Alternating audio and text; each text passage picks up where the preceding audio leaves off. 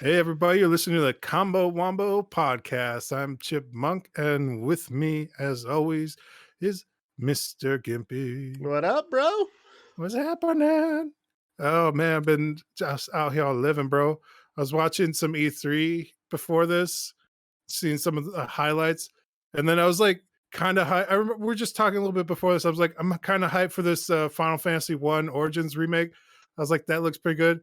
It's called Strangers of Paradise Final Fantasy Origin. Yeah, I thought I was like Team Ninja. This will be like right in your wheelhouse. I was like, this looks all right. And then like I hit you with it. You're like, that game looks like shit. Looks like shit. It looks like they took like leftover assets from like the other Final Fantasy games and they handed it to Team Ninja. And they're like, Team Ninja, do something with this. The Team Ninja like look left and right. They're like, hey, B team, you take this. The worst part, man, is the fact that it was Team Ninja. I was super hyped for it. There was rumor of it being like this 4-player co-op action style game, which I think it's single player, right? That's according to the demo. I haven't looked into it looked further. Like that hard as hell. But it looks subject to change. Everything's yeah. The worst part about it was like Team Ninja's not known for great voice acting or anything like that, right? But the voice acting was terrible, and whoever wrote that, just walk up to that dude like on a weekend and fire his ass because that was fucking bad. Like those of you who haven't seen it, also Final Fantasy series isn't known for like great voice acting either. True, it's definitely gotten better. It's a double. Yeah, it's gotten better over time. They've done stunt casting as well, where they're hiring more famous, well-known voice actors for like their series. But right. Like I thought the newest Final Fantasy with Noxus and stuff like that. I thought their voice acting was fine. You know, even borderline, good to great on some of those guys. But everyone just like completely shit the bed, and all I know is that the main character looks like fucking edgelord guy who shops at Target, and so he can't afford like Spencer's or Hot Topic. He has to go to Target. He's like, exactly. He's like, yeah, those are way too trendy, dude. I gotta go get the deals at the Target, bro. Edgelord Target man, who gets his hair cut at fucking Supercuts. He's too good for the actual thrift shop. And that's supposed to be the fighter, like the original Final Fantasy fighter. That's supposed to be that douchebag. Like, and no way, there's no segment of reality that I could see myself wanting to play as that dumbass.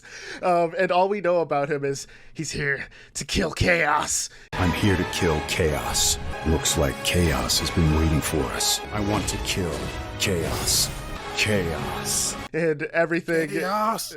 Like, are you chaos? He's like, you think they nailed like the dumbest bricks like paladin that he was, where he's like just like going like everything he just like smashes down. So he's like, is this chaos? Where is chaos? The worst part, I'm gonna make and no one steal this goddamn idea. I'm gonna do this before this releases, right? I'm just gonna take that voice clip of "Are you chaos? Is this chaos?" and just have a dude like looking through like dressing rooms or something, just like he's searching for someone, like that whole clip of Heavy Rain where the dad's looking for his son Ethan, and that was like a meme for a while. It's just gonna be that guy going, "Are you chaos?" like every time. such trash. Oh yeah, my man. God. The worst part is when the guy stands up, he's like, I am chaos. Yes. It's Scarlet. No. I become chaos. Paid off, dude. Like whatever. No, it didn't. He's like, guess what? I am chaos, bitch. So that was like the most unintentional, like funniest moment of all of E3 is that game's reveal. And even funnier, that the game goes, there'll be a demo released tonight, and everyone's like, oh cool, yay, PS5 demo. Go to download it. Files corrupted. They uploaded a corrupted like executable to the PlayStation Network, and it wasn't fixed. Boys. It wasn't fixed for 3 days. Man, So that game is off to a wonderful start. Had to go back through start. cert. They had to figure out what was wrong with it and re-upload it. Oh man, it was so bad. It's so bad. So that being said, though, despite the horrible voice acting, the edgelord, main character, which that's not Like, I think the problem is, like, the original Warriors of Light, right? You all, like, those of us who've played that game or were old enough to have played it, like, close to release, because I definitely wasn't born when it came out. I think it came out, like, at 83 or something like that, right? The original Final Fantasy. Something like that? Something like that, 86, 87? Yeah. I was born in 89. So, you know, I played it, like, well after it was brand new. I played it in the 90s on a emulator, actually, when I was going through all the Final Fantasies. And but that being said, with the original Warriors of Light, everyone has like this ideal of what they look like, right? Like the fighter had like the red hair or orange hair, depending on what your TV settings were. Because mine it looked orange for a while. Then everyone tells me it's red. I'm like, oh, anyway. I always thought it's red, yeah, but you know. Okay, yeah. So I had a TV. You have orange hair. I had a TV. It's a fantasy game. The colors were like off because that knob broke. So like a lot of it's all messed up. But anyway. You know, and then you have like the dark mage and you know, the light mage or whatever, which I think they're all male now. It looks like everyone was For male. white mages, it'll never work. Yeah. So they're like the reimagining of all the characters are just kind of like spit in the face of what came before. Like they don't take the original model and then just like modernize it and make it excuse me, and make it you know, palatable for today's audience by making it a real character. It's weird because there have been reinterpretations of those designs from Square Enix. Like, yeah, like the Dissidia series. Yeah, they had like they had like mangas and comic books, and they've had like I think it's anime where they're like, oh, here's OG Final Fantasy, and here's the characters, and you're like, oh, okay. So it's like they already had like the template, and then they're just like, nah, let's get the edgelord who shops at discount Target, and like just he's like really out there going for it, and you're like, but why though? Yeah, that game could be saved by good combat. The fact that it's almost like they had the idea to like remake Final Fantasy 1, but they couldn't get the rights to it, and then they just started like making like not Final Fantasy 1, wink wink. and then Square Enix was like, hey, this is pretty good, here's the license, and they're like, well, it's too late to swap out all these assets now. I guess this is the game we're going for. We'll call it a creative choice. I swear, man, Team Ninja is like the Sour Patch Kids of game creation. They released the banger that is Neo 2, and then they released the remaster of the Ninja Gaiden series, Ninja Gaiden Master Collection, which they choose two of the worst versions, Sigma and Sigma 2, and then they add Razor's Edge, which is actually the better version of 3. So, you know, that one is a no-brainer. But they don't stick the landing, so that game is broken as shit. You literally can't launch it on PC at this moment. And if those of you who do get to launch it, you can't change any of the resolution settings. It launches in a small window that I think is like a 720p window, and to actually change the resolution settings, I think you need to edit any files to do this. Yeah, the old NAI. So it's like how do you get like for the first time ever, I feel, a decent PC port of Neo 2, and then that port team just like goes, yeah, we don't know what we did, and just completely shits the bed on Ninja Gaiden, your seminal series that put you guys on the, like everyone's like, oh, Dead or Alive. No, Ninja Gaiden was the one that really let Team Ninja blossom to become like kind of the wannabe powerhouse that it is today. I feel like Dead or Alive was to pay the bills, and then Ninja Gaiden was to like show their skills. Yeah, man. Boom, I just dropped a bar there. It is a bar. But yeah, it's sad, man. So then, seeing them work on Final Fantasy, when I heard it, I was like, ooh, Team Ninja's tackling a Final Fantasy game? Yeah. Their combat's usually great, so this could be good. And I don't know if it's good, man. Just like, oh, Ninja presents it. I was like, oh shit, what is this? And I started watching because like everything's so different. I was like, okay, the voice acting's kind of bad. It's kind of weird, like all like the red shit exploding for like the chaos. I was like, all right, is this a new IP? And then they're like Final Fantasy. I'm like, what? It was the most confusing part of the whole thing, where it's like, I was like, I remember Final Fantasy 1. I don't remember like most of I remember like they kind of nailed the design for like the Chaos Knight guy. Yeah. Like out of everything else, like I was like, you see that guy, you're like, oh, that's Chaos. It was ripped from the city. Just add with that Team Ninja polish on it. They I just think the other copy-pasted thing it. is Team Ninja usually has fantastic cutscenes, right? Uh, all of those looked pretty rough, and maybe because it's so early, we'll see. I think most of them were done in engine, which it looks like See, they're I assumed it using. was an engine because like it was so bad. I was just like, okay, maybe they're demoing like what they can do in engine here. That's the Yeah, only thing I it's could think of. the combat that they showed like little bits and pieces of combat. It looked very stiff, and that's what worries me. Because other Team Ninja games are very fluid, and you get to have a ton of creativity, and that one looked very stiff. I'm gonna watch that just because I do like the developers. I actually really like Final Fantasy One's I world. mean, I think it's the really combat cool. is like turn based, so maybe it was like a design choice. Maybe they want it to be stiff, Well, no, but I thought they went a full action RPG, and it's they have now with the modern yeah, games, yeah, like yeah. the remake of Oh, you're Seven and talking. stuff. Like I see. So you're talking I'm saying, like the Final Fantasy One's OG was turn-based. like Yes, yes, turn yes, based. I'm yes. like Okay. maybe they're trying to capture that. We're gonna freeze time and like make you select moves, like, Yeah. Well, we'll see how but it goes we're because gonna the make it demo's look out. like I an just haven't played action. it. So yeah. You have My to my download it, man. I heard it was corrupt. my struggle with finding a PS5 continues. I was in the queue for the PlayStation Direct queue to buy a PS5 last week, and I hear the chime, right. And the last time I was in the queue, I heard the chime and I missed it because I thought it was part of the song that I was playing. So this time I was like watching it like a hawk. I was in the queue 5 hours earlier, right? Goes, chime comes out, and I look, and the page when the page refreshes for the queue, it also refreshed telling me the status of PlayStation console stock, and it said Mhm. we're out of PlayStations for the day. I'm like, son of a bitch, really? It's like you can still buy these accessories in these games. Why the fuck do I want to buy a game if I don't have the console? Get out of Like, here. hey, So you never know. Start saving up now. Start getting all the games, and you can look at them. You can put them on your wall. so my quest to play Returnal is still ongoing. So that's like it's so Alright. as I've said before on the podcast, before to you personally, so for me to buy a new console, I need two games. For me Killer right apps. now, it's Returnal and the new Ratchet and Clank. Those two I want to play super bad, and it's worth to buy a console for me. So Yeah, the journey continues. I've heard only good things about that Ratchet and Clank game. Like, there's no Oh my god, it loading looks so good. screens. Like It the looks color so palettes good. are amazing. Like, Yeah.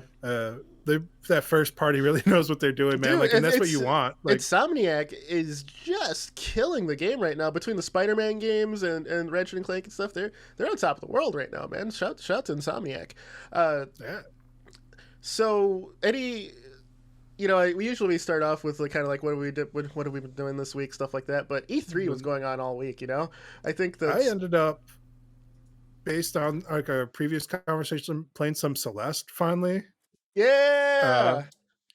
All it's right. all right. I think I couldn't tell if it was because I had been drinking or because like the TV is so big, but it felt like there was like a little bit of a delay like on button presses that was just enough to get like frustrating for me for like certain things. You've been drinking, bro. That game's 1-1. Oh, yeah. Yeah, it's 1-1. I think, It's 100% 1-1. I don't know, like I felt like some of the hitboxes were a little iffy, like on the spikes. So like they Yeah. have like most of the time it's fine, but like every once in a while, like there's like a pixel perfect like jump you have to make. And like I felt like some of the time, not all the time, but like 10% of the time I was like being cheated, like on those like pixel perfect jumps. So But it's I'm assuming it was already airing in my favor. So who knows? there's a Game of Sutra of that game and its hitboxes, and I can confirm that it's 1-1. Like I don't check your TV settings too, man. Because if That's you what I felt was delay, yeah, like that's where I went to first, where I was like, maybe a game fuck, mode I or think I something. need to open up like the like TV and like figure out what's going on here. No, Uh I mean, is it set to game mode already? Because that should. I don't think Think so. of- Because Xbox was like, hey, we have these recommended settings. And I was like, fuck you, Xbox. It didn't You change played any of yourself, this. son. Yeah, like Xbox is like, we want to change your TV settings. And I'm like, I don't trust you, Microsoft. I'm not letting you change my TV settings. So I think like it might be that. But Yeah. also like one time when I tried to change my TV settings, like everything just went black and I had to do like a hard factory reset for it. The So hell? like after Okay. that, I was kind of soured on the whole thing where I was like, this TV's Yeah. not made for all that life. I'm legitimately if the TV itself is like introducing an input delay, I am legitimately surprised you didn't notice it on when you're playing Marvel versus Capcom Infinite. But I guess maybe none of you guys I play was fighting really games that drinking hard. when we were playing that. Like, if like, All right. All like I right. was already like All right. like that was like 8 beers deep plus like some shots. Like that was like I was gone. Like we're just passing the controllers and all having a good time. And like I couldn't tell like if I just like didn't have the skills, I wasn't hitting the inputs correctly, or if there was lag on that. I didn't know. Like I was in another dimension when I was playing that if I game, if I was and there, I would have I stopped won the a whole couple of goddamn matches. party. That's everybody was just talking about. They're like, "Half Gimpy was here too. Like this wouldn't even be fun right now." And then we all laughed. Like, You're not wrong. It'd been fun for one person. That would have been me. yeah, We're like, oh, guys. you guys don't want to play anymore? Yeah, what happened, boys? Yeah, man. That's what it is, So man. yeah, I think like I'm gonna have to go in and mess with the TV settings, but like I was having fun with Celeste. Like the platforming is kind of secondary to the story of that game. I feel. Disagree. I No, think it's opposite. really, you didn't like the story that's going on there with the Like finding oneself and things like that. It's yeah, like effective. climbing a mountain and like the self doubt and like It's the creeping in of like the mirror world and Yep. It's nightmares. definitely a interesting way to convey it. But some of the cutscenes that are building character, like if you get further, the secondary character who's climbing the mountain with you, you get to talk to him more and kind of learn more about why he's doing it. And I personally, and I'm probably just gonna get hate for this, but I found that connection boring versus the it didn't really seem like a real Celeste connection trying to there. figure out herself. So. And whenever they were talking, I just skipped those cutscenes and just kept going. But I thought the platforming Also found like those interactions were kind of whack, but it didn't take away from like it felt like there just happens to be somebody on this climb with me. Yeah. It wasn't like I didn't really I don't know anything about like later on in the story or whatever, but like it didn't feel like there was any sort of actual relationship there. It felt like kind of the small talk you would make with anybody who's like trying to climb a mountain. It definitely gets better. Did you make it to the ghost house yet? Yeah, where it's like a mansion you're trying to check into. Yes. This one I got to yesterday. Okay. I got to like a good spot where like you start to check in, and I got past all that, and then like I was like, all right, this seems like a good spot to like save and quit for today. So that point in the game is where I felt it really hit its stride, and post that the game I couldn't put it down personally.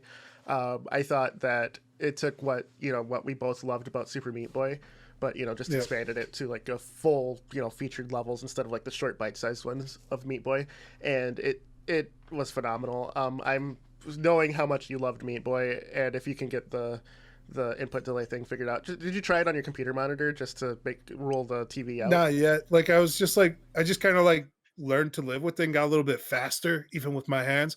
Where I was like, all right, I got like almost like a Tekken fighting champion where I'm like, I gotta program in these combos before I come up to the problem. Which gave me the moments where like you hit like a series of buttons and then like you just like kind of watch it get executed and you're like, I feel like I'm fucking playing this game with my mind. Yep. Like, Yep. where it's like you get into that controller mind as one.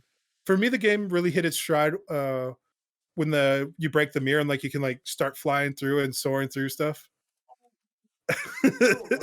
Like that's when the game really yeah, stamp squatch there, dude. Like you got the bros just hanging out, dude. We got Intoxicated Fable making an appearance here. All right, go on. Hell yeah. Yeah, you're talking about like for the game hitting the stride. Like for me, that was is he like talking to us now? Like he knows we can't hear him. We're recording, brother. We're like doing a thing, bro. I'm gonna walk into his class, just start talking to him randomly. It's gonna be a live what's class. Going on? He's like, clearly, like I'm doing online learning right now, bro. I'm just gonna like walk in eating an orange without peeling it, and just pure biting it, just whatever, like the most random ass thing I can do. It's like, what's up, bro? It's like, oh, you're doing a class here, huh? Like, well, how's that going? I didn't know like, you were doing I'm anything. in the middle of it. Like it's kind of happening right now. It's like, yeah. He put his headphones on. He's ignoring us now. That's all right. You're editing this one. I don't know if we're leaving this in or what. Fuck But, me. No, I will, 'cause it's funny. all right, we're talking Probably about not with Celeste the audio before this. version. Yeah. When the game was hitting its stride, for me, it was the broken mirror. Like when you can start like soaring through things, and like you have like the monsters kind of chasing you. The mirror dimension Madeline Yes. or whatever. Like Yes. that was nice. To me, it started feeling good because of the speed Hmm. aspect for me, where the actual platform like puzzle in air quotes is like early on it's not that challenging, and that's probably part of like you know how the game's supposed to make you feel. And like I feel like the game also does a good job of making you feel like that's impossible. And then like after you like try a couple of different like approaches to like a jump, or like it gives you a good sense of like climbing, or beating a challenge where you're like, oh, Yeah. nobody's gonna make this jump. And then you're like, well, what about if I like, hold down the trigger, like climb up the side of this wall, then like jump, then dash. And you're like, Yep. oh shit, I made it. And like that's a good feeling. Yeah. Uh, Yeah. and then some of the puzzles you beat, and you're like, was I supposed to beat it like that? Or did I like, like Figure cheese it something out. Yeah. somehow? Yeah. Uh, Yeah, stuff like that. Like I can't speak high enough of that game. It was great, and I'm happy you're playing through it. It's just yeah, stick with it, man. It's definitely worth it. Um, yeah, that's awesome. For me, man, outside yeah, of what like you been up to? You been outside playing of any like games? watching E3, man, I've been playing through Resident Evil Village. I'm near the end of the game now. I should be beating it today, actually.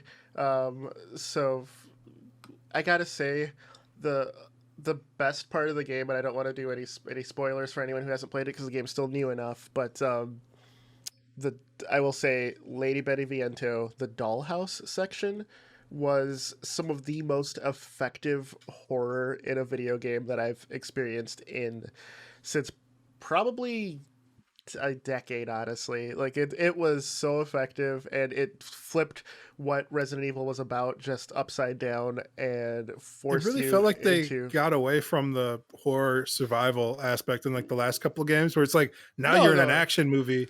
Like, well, okay, so Resident Evil 5 and 6, I could agree with that. Resident Evil 7 was legitimately a survival. Have you played 7? yeah, Okay, it was a no, I legitimately a haven't, but I've survival seen horror like I know 'cause- it's kind of okay. like a big meme going around right now, and of like I haven't seen it, but I've seen it like only in meme form. Okay. I will say, make a point to play through 7 if you're at all interested, because it went back to basics. Yes, it's in first person, but you had scarce ammo. You had it had all of the traditional survivor horror trappings in a modern framework. And I thought 7 was phenomenal. And up until the last act, it was probably my favorite Resident Evil. The last act stumbled a bit, but that's it's one of those things where you can forgive it because the rest of the experience was so great. The Baker family as a whole really were great villains, and everyone knows about the dad. The dad was very effective hunting you in the house. The mom, though, I thought was the biggest highlight. Don't want to spoil that one as well, but there's a section where you have to follow her through a tunnel. Oh, it's so good. So, yeah, man, Resident Evil 7 so far, it's like this great like combination of Resident Evil 4 because you're in an Eastern European village town, and Resident Evil 7 comes because of the first-person atmosphere, and the main character that you're playing as. It's definitely more action-heavy than 7 was, but the way they're splitting the game up for whatever lord you're fighting, you're getting like a separate Resident Evil experience, and so far it has been super effective, and I can't recommend Resident Evil Village enough. And I'm hoping, now that I'm near the end of the game, I hope it sticks with it. One of my buddies said that's his favorite Resident Evil ever is 2, but he said that Village is probably his favorite modern interpretation of Resident Evil, and he likes it more than even 4, which is considered the best one in the series. So, oh man, that's high praise. and 'Cause I feel like this for guy's a big lot of Resident Evil fan. So, yeah, for a lot of like the huge Resident Evil fans, like 2's where it really hit its stride, where it's like it opens up to the city, where it's like, okay, now the whole city's kind of against you. Like one yep. is just takes place in the mansion, and it kind of introduces you to a lot of really new like groundbreaking mechanics at the time as well. Yes. And then like 4 was where they finally put all the sauce together, and then like it hits its stride of like the shooting feels good. Like they actually had like rigid bodies and hit like where you could like shoot out like the kneecaps of like a zombie, and Yep. like the puzzles were super challenging. Like Yep. that brings me to another like dragon. I don't know what it is about me like drinking and playing video games, but there was like I was watching my buddy like try and solve like a puzzle box while I was like just really drunk. And I was like, "Oh, it's super fucking easy. Just solve it. It's so easy." Like I was just talking shit. Yeah. Uh, and like he's like, trying his best, and like I'm just sitting there like talking mad shit while I'm sitting there drinking whiskey behind him. And finally, he just like turns, he's like, "Here, you fucking solve it, then, dude." And I was like, "Yeah, all right." And like I just grabbed the controller, and I'm just drunk, so I'm just like hitting random buttons. But it goes like do do do do do, boom, just solves like the box puzzle instantly. I'm like, "Here," and like I didn't do it on purpose. Like I had no plan. I was just like talking shit. And I was just like hit like a random combo, and it worked out.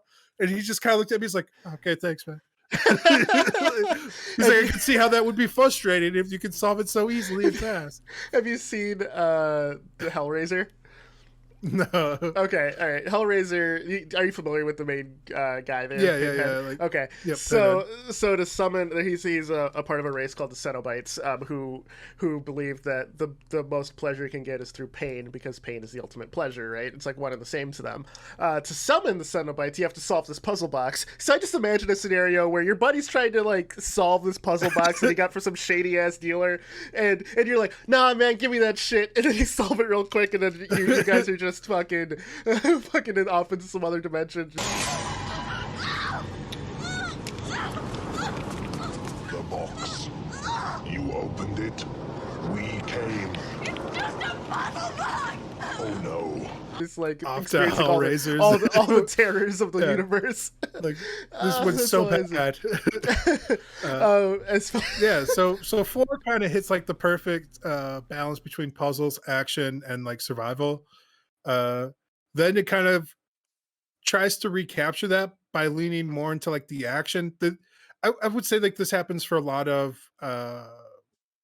genres or bigger franchises, where at some point like the next game they want to broaden the horizon as much as possible, like to take in like new people who aren't into that type of game, right? Or Yeah. movie.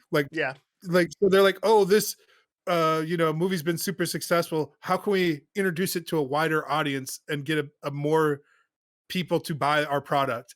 But like there's like people aren't into that product, dude. Like, you know what I'm saying? Like there's Yeah. like there's only going to be so many I'll go with like a niche that I'll say like a pony fan. There's only Sure. going to be so many people who are into ponies and want to buy like those ponies.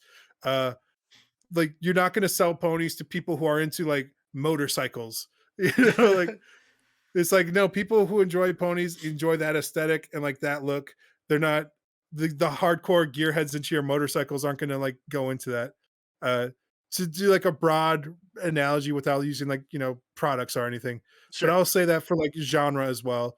Where like there's only so many like horror survival fans, and you're not going to get like more. I would say this even for like combat sports, because we've been talking, like me and my buddy have been talking a lot more about wrestling, Yeah. and like AEW, and like Yeah. they're talking about like the pay-per-view buys or something. And he was like doing like, "Oh, they're doing like like almost 1 million pay-per-view buys for their last thing," and I was like, "Yeah, that's amazing." He was like, "What do you mean?" And I was like, "For like the biggest boxing events, big pay-per-view buys are like 5 million. That's it across the world of like 1 billion people. I think that's about it. I think like for combat sports, like that's the Yeah. ceiling. Like you're not gonna like only so many people want to watch other people hurt each other. There's a fixed audience for that.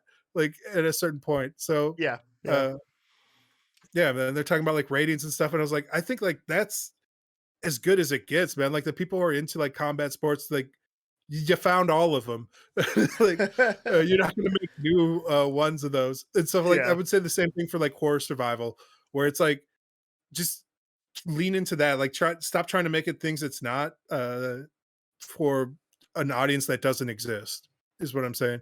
Because like they're going to be turned off by like just the box art from the jump. They're not going to like Yep. even give it a shot, even though it might be something they might enjoy.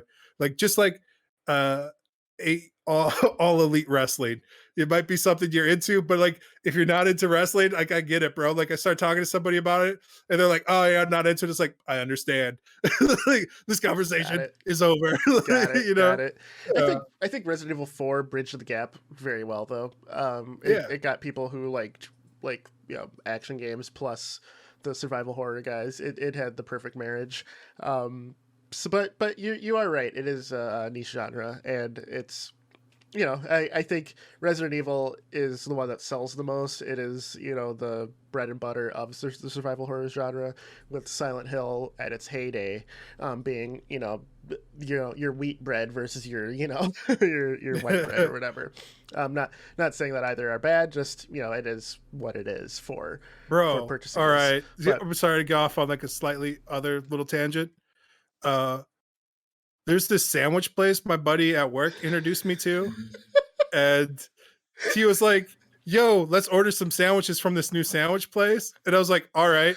So I'm getting this breakfast sandwich, which is just like it looked like a nice, like if you took like two pieces of toast and threw like scrambled eggs, some sausage, sure, and sure. bacon in there. That's what the picture sold me. I got this motherfucker. It was French toast for the two pieces of bread. So it's like Okay. sweet. It's almost like Yeah. a McGriddle style thing. Sure. I was fucking pissed. I was like, this is disgusting. I don't want French toast on my breakfast sandwich. I was like, Yeah. I was hoping more for like a whole wheat situation, or like a plain white toasted bread. Yeah. I can see with like a rye with all of that. Like a rye would Yeah, probably work yeah, out. Yeah. like just something to balance it out. Sure. But that's like something where you're like you see something and like it's not what you wanted for your bread. Is all I'm saying. I'm glad our video game podcast was. But no, It wasn't a bad sandwich either. Like that's what I'm saying. Like if I had like looked into it, I'm sure like it said somewhere it's like, oh yeah, and it's Sure. French toast. I just looked at the picture and I was like, oh, breakfast sandwich, perfect. This is what I want. Nice. And in my head, I built it out to something it wasn't at all. Sorry to interrupt there. Yeah. No worries. So I felt that tied in perfectly. it did. It's my next topic, E3. Now, so the other thing that I'm gonna get to my biggest most hype moment from E3 that came out of left field in a little bit here, but I have to say, I've been sipping from the mug all morning. Oh. Halo Infinite. Oh. Halo Infinite. We knew something was going to be shown during this E3, and I have to say it did not disappoint. That multiplayer reveal and the deeper dive into the multiplayer has me super hype for it. Some people, so they got rid of like all the armor abilities that you've had, like the different movement things. You have a grappling hook now for expanded movement. There's some new abilities. Looks like there's like a wrist shield that can reflect things. I have to say, the new, like, I don't know if it's a new lighting engine or just new art design or art direction or what, but the game looks how next gen Halo should look, and it's the fact that Halo has always dealt with these fantastical spaces where it was the modern technological things with nature, right? And nature overtaking the technological portions on these Halo rings. From the looks of it, from like the multiplayer trailers and things like that, the big problem and big Halo guy for me is so the big problem with Halo 4 and Halo 5 when 343 took over is they could not figure out how to strike the balance for what the world is supposed to look like. If you look from Halos 1 through Reach and ODST, they always, like, you weren't just on a space station, you weren't just on like completely gray things, you were exploring an open area with just a bunch of grass and nature that was there. The Halo ring is supposed to be like basically a planet, like a living weapon.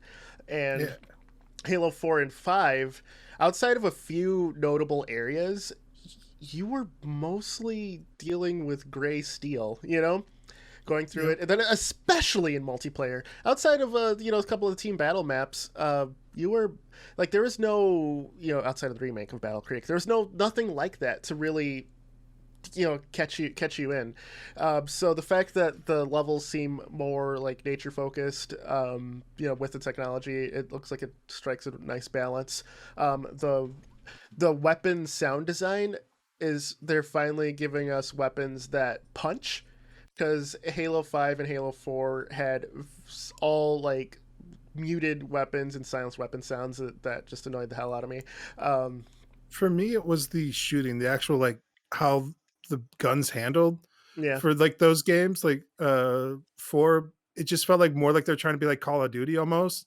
And like you're saying, like it had like more of a muted, more modern weapon like yeah, sound design, yeah, and like uh they it felt good like just like shooting things and like yeah. taking out things, but like I just felt like I found myself more like trying to manage ammo, and like I don't want to feel like like a super badass like going through space, like I'm like, oh yeah, and I need to find my more guns, or like I pick up think weapons like.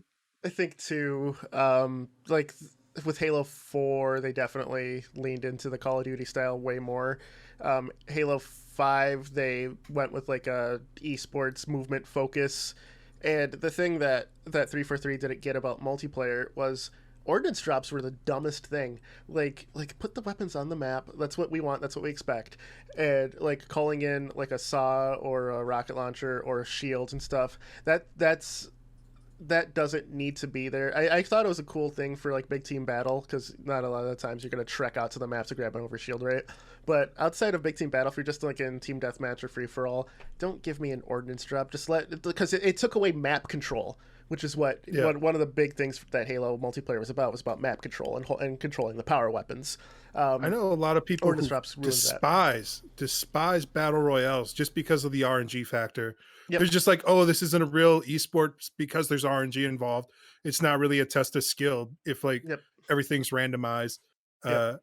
Yeah, so like for ordnance drops and stuff where like you add like a bit of randomness to it, like it leans more from like skill based to like an inherently like, well, I just didn't get lucky. I didn't find the weapons, and that is what it is. But like you could say like my whole thing has always been like there's like a higher skill level of knowing like there's a randomness and like trying to put the as many odds in your favor as you Yeah. can Yeah. like in those battles, and like there's a certain amount of skill to that, but there's Yeah. also luck. There's Yeah. still luck involved, like. Definitely. So, as someone who has competed in every Halo except for 5, because my daughter was born right when that came out, I have to say I'm excited for the competitive scene of it. Um, I'm probably going to throw my hat in the ring again, as an old man this time, instead of like, it's so funny with that series, man. I went from being like 13 years old and winning my first tournament, locally here, to now being in my 30s and trying again. So we'll see how it goes. But I have to say, like, I'm looking Are you forward to the playing single on player. PC? Yeah, I'll probably play on PC. It's multi-platform, or Yeah. it's Xbox and PC. So I don't have an Xbox right now. You're lucky enough to have one, so I'll just be playing it on PC. I will probably just throw it on the TV upstairs, and because like I said, I have an HDMI cable running through my walls, so it'll be I like feel the like, same experience. mouse keyboard's kind of the way to go for first person shooters, especially competitive. I will say you're not wrong, but the worst part is, and other people who have competed in Halo, I know a lot of them agree with what I'm about to say. I've spent literal years of my life building muscle memory for that game, right? There, I play like Halo MCC with mouse and keyboard a lot, but there's this weird disconnect between the guns and like aiming, because my body is used to shooting like a battle rifle, shooting a pistol or whatever, and feeling that force feedback, right? Without that force feedback, it there's this weird, like, for me, there's this weird tingly feeling, like if you're playing with your left hand, right? It's like that same thing that it just feels off. Like, my aim and everything else is fine, just something's wrong with it. So I personally prefer playing Halo with a controller. Like I said, I can do both. Doesn't matter. But I think Are you on also the PC playing with a controller? Yep. All right. Yep. Depends. One if of it's those people. That's depends if it's next to me, man. And Halo is the one exception to the rule.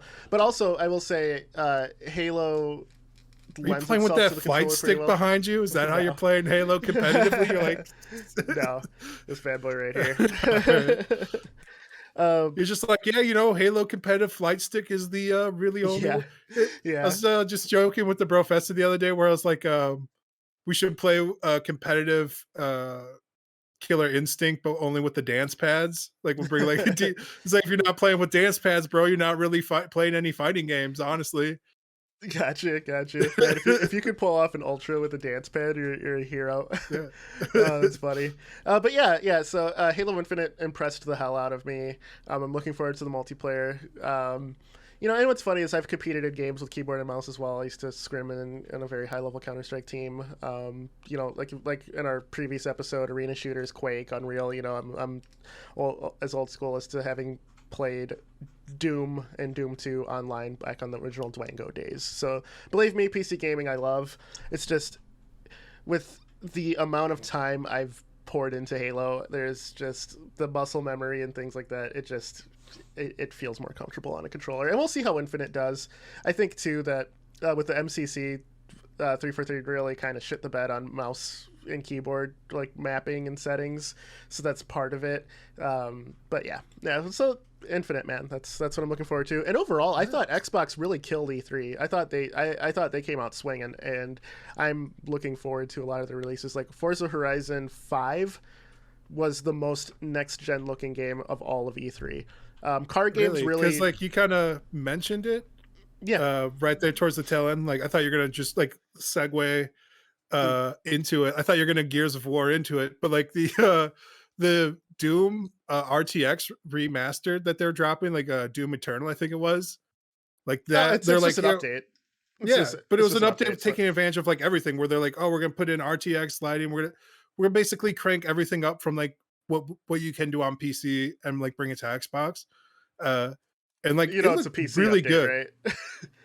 It's a PC No, it was on update. Xbox, bro. They're like, Right. we're dropping this on Xbox and it might be out today or next week. Like it's It's the really 20s. soon. Like This they're like, it's Friday. coming This is out. Friday. Yeah. It's on PC as well. 100%. Yeah. But you know, Xbox. That's the first console. It's the first So console I was that like supports next gen, like it. But yes, it the, looks amazing. all I'm saying is it looked amazing and like it made me want to like go in and try and play that game again. So Yeah. No, it's really good. Uh, it's no Forza Horizon. Horizon was looking like a cutscene that whole game. the Like whole game was looking like a cutscene, and the yeah. fact that it's 4K RTX everything and everything cranked to the nines, that game looked beautiful and completely worth it. I know it's coming out on PC too, and there's a subset of people who are like, I don't need to buy an Xbox to have a PC. True, but I mean, Xbox has a banger, I don't it's kind of like you said though, where they're almost the snake eating its own tail, where you're like, how do you feel about the Xbox Pass Ultimate, where it's like you can play all those games on your PC now. So Mhm. it's like I get it, man. Like if you just like have a nice PC and you're like, why not? Yeah, Like it really people on the PC have been saying this for years, where it's like, yeah, like I can play those games eventually. Like yeah, eventually they're coming to PC, and like now like a lot of these games are coming day and date, like to everything. Where yep. like PC being one of those things, and it's like, yeah, I get it, man. Like, if you already have that PC, like more power to you. But like if you don't, Also, like uh, I view consoles as like more of a social aspect, right? Like you have that big box in the living room, you all sit on the couch and play games and yeah, stuff. forces me to go to that other room on the other side here. Exactly, Like, exactly. Like that's part of the reason why I have a HDMI cable running up to my TV from the basement, right? Because I have a lot of PC games that support controller, and sometimes, like especially for single player games, I don't want to like even though I have a good computer chair and stuff.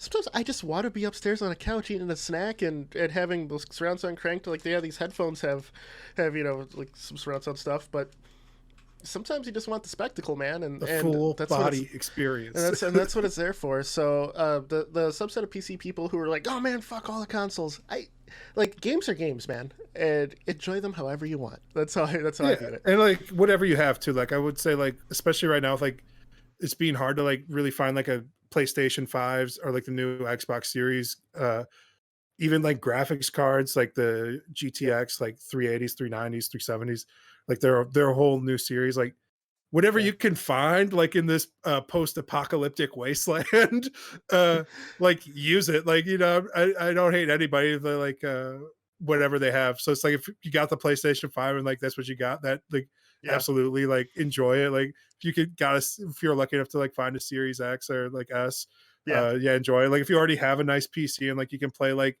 those games on here. Cause like I have like the PlayStation Pass as well. And like I said, like if you don't have a PlayStation, you have to stream it and they only let you stream in 720p. There's a lot of like lag input, like depending on where you are. Like Yep. it's not a great experience.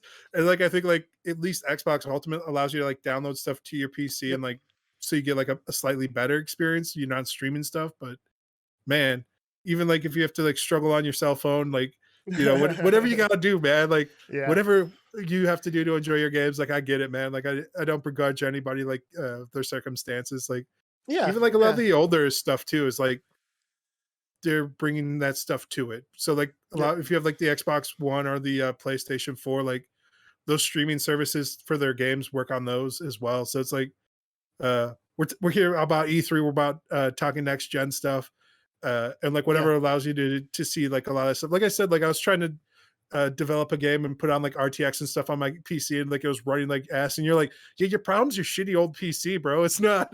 And I was like, Yes. yeah, but this is what I want. I want to see the next gen stuff. I want to put it on my Xbox. And you're like, all right, yeah. Exactly. Oh man. Yeah. So, do you have any like big surprises or anything that you're looking forward to this E3?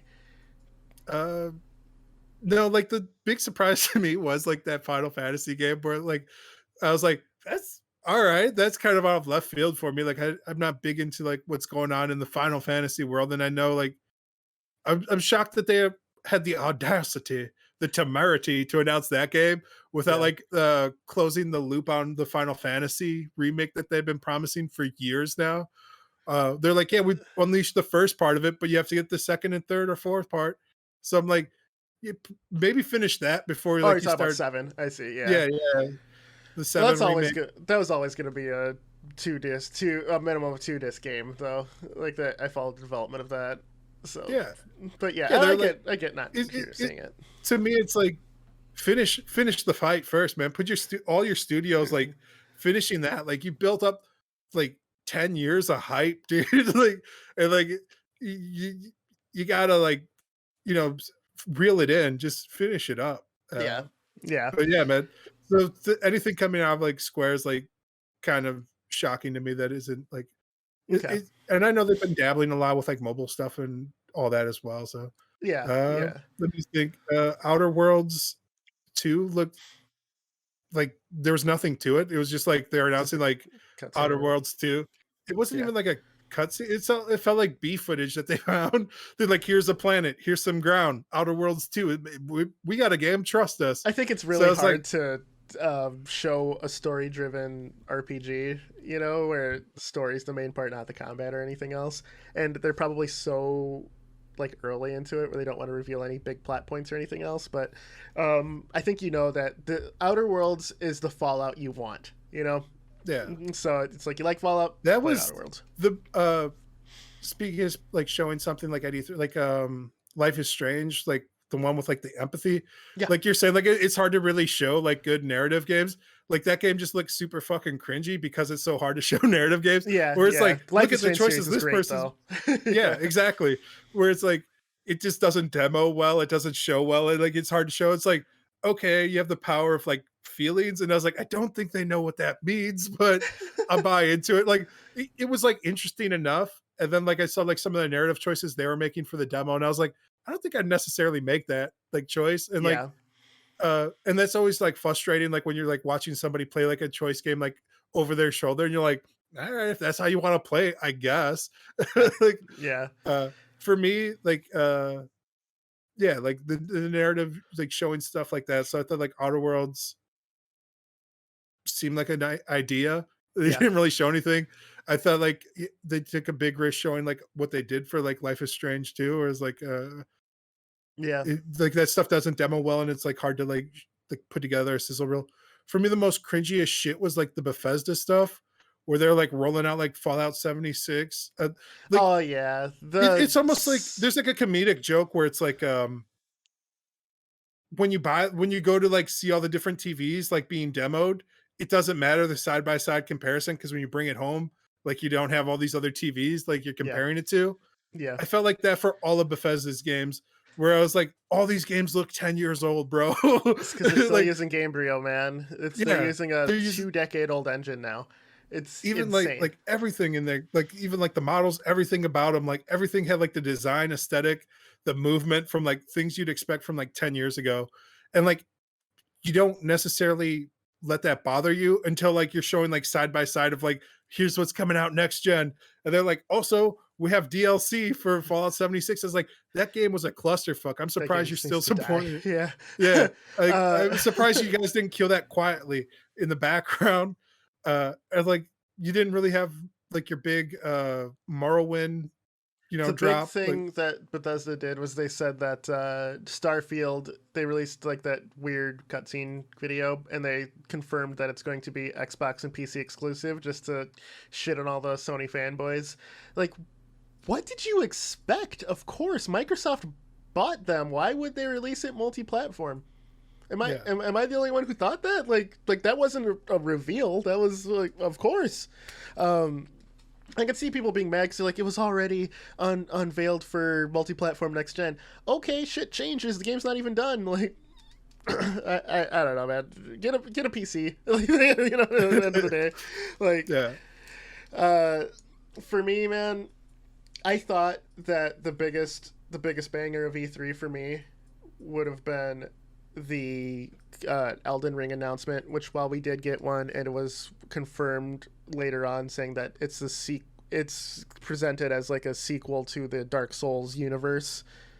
That was pretty cool. The game looked fun, but one game completely made me stop my workday, take a minute to breathe, and I never in a million years thought that this game would have happened.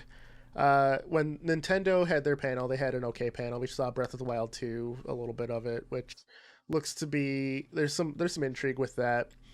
But the biggest reveal for me when Nintendo goes, here's a new game in the Metroid universe, and I'm like, okay, we're gonna get Metroid Prime 4. So I was like gearing up because I'm a big Metroid Prime fan as well, so I'm gearing up. I'm like, finally we get to see what they've been working on. Nope. On the screen pops up Metroid 5, the sequel to Fusion 19 years later. I literally paused the feed and backed up a little bit going, wait, 5? And then I was thinking, no, Prime is a separate universe. It's a prequel to all of the Metroids. So I'm looking at it and I'm going, 5? And it shows like first person Samus view, and then the game expands and you have a brand new Nintendo produced side scrolling Metroid game. I legitimately ran around my house screaming that I was so excited for this. Like, my wife looks at me and goes, what the fuck is wrong with you? I was like, new Metroid. She's like, okay. She didn't understand, man. It's so Super Metroid is one of those games where I didn't really appreciate the Metroid series until like I was probably 17, 18 when I finally sat down and played through Metroid. I played through the original Metroid on the NES, and then I tried Zero Mission, and then I played 2, and I recently played 2's remake, the fan remake. Thought it was amazing. Played Super, which Super I played without a guide or anything, so all of the sense of exploration was just me doing it, and that game had such a wonderful feel of just gratification for finding these items and beating it. Fusion was actually the first Metroid game I ever played and beat, just because it was the only game I had. That and the Metal Gear Solid game for the Game Boy Advance, so played and beat that. Loved Fusion to death, and that's what actually made me go back and play the other games. The fact that then Prime came out, and I played those games, so I was really into it. And then the near 20-year drought, man, of mainline Metroid games, and watching people speedrun all these Metroids and then making like Metroid Together and stuff like that where they're competing or co-oping the Metroid speedruns. I'm like, the community is doing great keeping this game alive, and Samus obviously being in Smash, so she's still at the forefront of people's minds. But with no new game, eventually they will just be known as a character in Smash, which Yeah. I feel some of these characters definitely are starting just to be a character in Smash. Simon Belmont, for example, and They so try and like fucking wheel out a Castlevania every once in a while, man. yeah. So And they're I was not hoping nobody likes them, dude. They like I don't know. I'd rather them try and do it's got shot in the stuff with heart. And like said Mega nobody likes Man them. and not Mega Man proper either. I'm like no. talking like Castlevania is from Konami, different company. did they? I thought Capcom bought them up. Nope. No? Nope. Fuck. Konami still Same owns them. problem, same Japanese problem of just licensing out like their games to pachinko machines, man. Konami's out of the game business, honestly. We're not getting another Castlevania. They did announce they will be saying something at the end of summer because they have new games being worked on. Some people are, I guess Team Silent was reactivated, so there's most likely going to be a new Silent Hill or survival horror something or other. We'll see. But yeah, Metroid. I'm saying I want a Mega Man Battle Network game. Make it Capcom. License it out to Konami if you have to. Gross. So you have Metroid It'll be on Dread, mobile. which Metroid Dread, the history of it, the game was originally supposed to come out like 20 years ago, right? It was supposed to be the sequel to Fusion already, and it just had a bunch of start stops all the time. So the fact that this game is coming October 8th, I already requested that day off of work, dude. I'm super hype. So Metroid 5 Dread was my biggest surprise of E3, and an E3 that I thought was okay at best, but Metroid Dread, that's the one for me. Yeah, that's kind of the biggest shock is like how few games there were. Like there was a lot of games, but there wasn't like a lot of new like IP. And I like think COVID from last year really hampered things because developers working from home. A lot of them were just like, well, the games aren't coming out now. yeah. It was ballsy as hell of Sony and Microsoft to actually release their next gen consoles in the COVID times because, I mean, obviously we have supply issues, but also, a lot of people were out of work, things like that. They're both selling well, surprisingly, but they just think of how much better they could have sold if it was a normal, life cycle. So, well, we'll see. I think, everybody's doing the best they can, but like I want to see, like it felt like everyone kind of took this time to be like to take a moment and reevaluate what's really important in their lives, and a lot of them went to family, friends, a lot of them outreach to make sure people were okay, but nobody was like, how can I make the best fucking game? Fuck all that. We got to keep making games. We got to keep making the best games possible.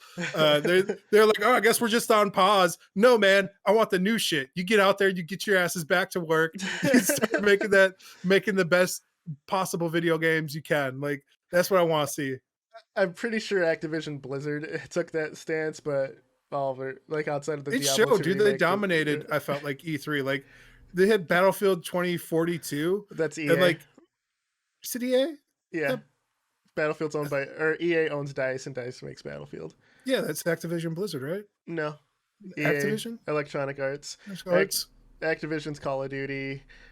Blizzard, obviously. Overwatch, Diablo, StarCraft, Warcraft.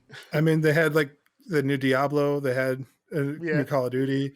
They dominated, bro. They did it. Anyway, New Call of Duty. For some reason, I fucking went to Battlefield. Huh. That trailer was cool. I was upset that they didn't have mechs in that trailer. Because it's 2042, not 2142. Yeah.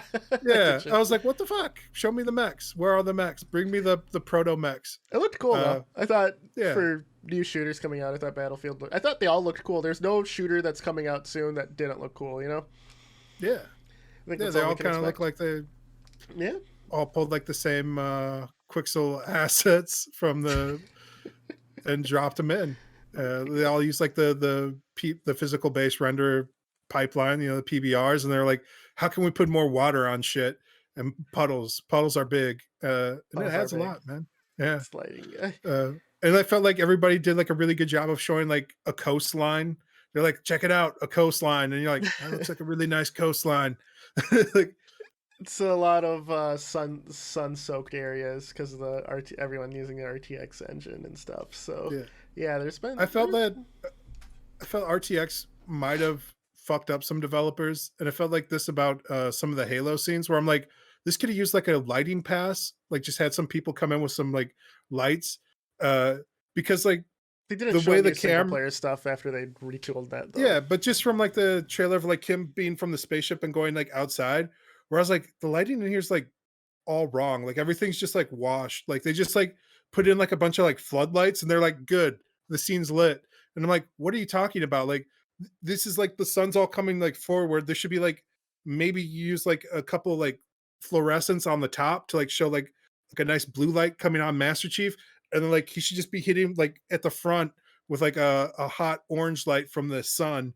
This should be about 45% darker, this whole scene. Uh, yeah, We'll but see it when just they felt like release more the single engine player can handle stuff. it now. Fire the whole lighting department. Fuck them. Like, and it's like, no, there's like gaffers and shit in movies, man. Like this is a whole. It just because like you can get the natural sunlight doesn't mean you should also not add the artificial light into the scene, the cut scenes. Well, Uh, and RTX has gotten better. yeah. To No, I'm not saying like it didn't look good, but I'm saying it could have looked even better. I will say, for the one game that I mentioned before, Control of being the best example of RTX, that's still true, but other games have gotten more updates while using RTX. So anyone who wants to like look into it, maybe you have a new RTX card and you're lucky enough to get one, check out Metro Exodus. Actually, the most you can actually have a comparison if you go through the non-standard upstream of the current version. If you get like the base Exodus when they first added RTX and then you update now, you can see how much better utilized RTX is, and it also looks phenomenal. I haven't played completely through Metro Exodus yet, but that's another series that I really like, and I think that once I play through it, Exodus may be the other example for what good RTX lighting looks like, along with Control. So, RTX gets better as it goes on. You know what and else developers looked learn how to use it. fucking amazing? As far as Microsoft Flight Simulator, dude. Oh yeah, that can't be understated. Like as enough. far That's as like the best everything looking just game. looking good, like kind of like we were talking about like Forza Horizon, where it's like, yeah, the whole game just looks like a cutscene. Like the Flight Simulator, you're just like, all right, it looks how you would expect it to look. Amazing. like you're in a fucking like a movie, dude. Like it's nuts. Yeah, Like yeah, we just kind of took it for granted, and like it's kind of almost like a meme of like Flight Simulator. Like everyone's like, but like, damn, they had like quite the variety of things to fly. The game, the skies, everything. They're like going around with just the locations. Like they yeah, had like so many different places and stuff where it's like, holy shit, this is. yeah, It didn't yeah. really say if it was coming from the Xbox though. I It is. assume it was. It is. Yeah. It is. Okay. That's what the whole video was for, is because it's coming to Xbox. Because it's already out on PC. It's been out. Yeah. It came out in October. So, but yeah, no, the fact that the new console's powerful enough to run that game brings modern graphics cards to its knees, dude. Yeah, dude. It's nuts. So yeah, Flight Simulator did look great. That's a great point to end it on, man. So that is our time. You got anything to close up the chip? We're living in a great time with an embarrassment of riches for all the different types of games. There's a game coming out for you. Unfortunately, won't be here till next year. Perfect. How about you, Eddie? Closing thoughts? Yeah, man. I think the main thing is, and I this wasn't even like the point of this vid that I can think of, but video games are for everybody, you know? How dare you? there Is should this be- your fucking gamers do better moment? I No. will fucking slap you, dude. No. It's and I think this E3 shows that no matter what console or anything else you have, there's something for you. You know, we're to the point where cross-platform is finally a full thing, and everyone can enjoy games with everyone. So I'm just excited for it, man. I'm excited for this next year. I'm excited for the new consoles, and yeah, man, just keep playing games. You know, people go, there's nothing out, everything sucks. Like, no, play games, man. There's something out for everybody. Spend some time and figure out what you enjoy, and like, if it's not there, make it, man. Just take the time, man. Exactly. There's plenty of tools. They're all free. Like, Sure. subscribe, follow, hit the bell for notifications. Whatever else. I don't know. What whatever things that other things do, star, thumbs up, hit the crystal ball. Exactly. The other thing we're doing is I'm going to put a PO box down here and send in, some blood so that we can have it on file. Do all of that, send in a firstborn. We're here. We're here for vampire game was Masquerade. Look good too. Masquerade. Yeah, looks great. I want to talk about was that. Bloodlines or something? She's like, "Where's my daughter?" I want to talk about that in a future episode because I she love had the that mental series. illness haircut. All right, for Chipped Monk, I'm Mr. Gimpy. This has been the Combo Wombo podcast. Subscribe, you bitch.